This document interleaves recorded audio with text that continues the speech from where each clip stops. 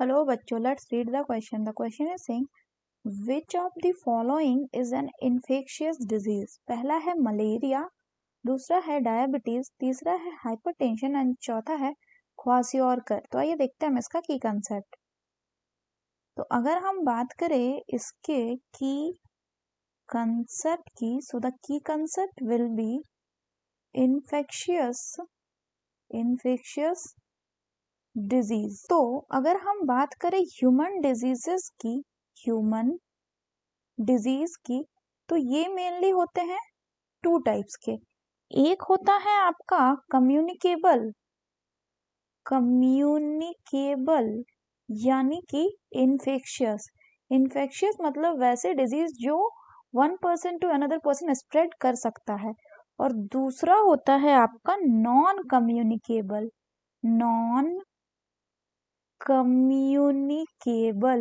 यानी कि non infectious यानी कि ये one person to another person spread नहीं करता, लिमिटेड रहता है। तो अब अगर हम बात करें क्वेश्चन की, तो इसमें जो मलेरिया है ये एक प्रोटोजोन डिजीज है। इसको कॉज करता है प्लाज्मोडियम और इसका जो कैरियर होता है वो फीमेल एनोफिल्स मॉस्किटो होता है, वो वेक्टर की तरह काम करता है। यानी जो मलेरिया है ये कैसा है? मलेरिया जो है ये है आपका कम्युनिकेबल डिजीज यानी ये one person to another person spread कर सकता है वाया वेक्टर। सो हमारा करेक्ट ऑप्शन क्या हो गया बच्चों? So the correct option will be option 1 that is malaria.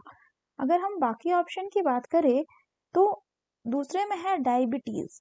तो डायबिटीज जो है जनरली ये लाइफस्टाइल डिजीज है। जो मेजर टाइप ऑफ डायबिटीज होती है जिसको हम डायबिटीज मेलाइटस कहते हैं, उसमें क्या होता है, उसमें इंसुलिन की डेफिशिएंसी हमें देखने को मिलती है। नेक्स्ट है हाइपरटेंशन। हाइपरटेंशन का मतलब होता है हाई ब्लड प्रेशर, यानी कि जो आपका ब्लड आपके आर्टरियल वॉल में फ्लो कर रहा है वो जो फ्लो करेगा ना, तो वो जिसको पुश करने का प्रेशर होगा वो बहुत हाई होगा। तो इस केस में जो हार्ट है उस पर ज्यादा लोड पड़ता है, इसलिए उसको ज्यादा काम करना पड़ता है टू पंप द ब्लड। वहीं अगर हम ख्वासियोकर की बात करें तो ये एक प्रोटीन डेफिशिएंसी मालन्यूट्रिशन है। जनरली ये वैसे लोगों में मिलता है who are living in the geographical area that have limited food resources. So that's all for the question बच्चों. Hope you understood it well. Best of luck.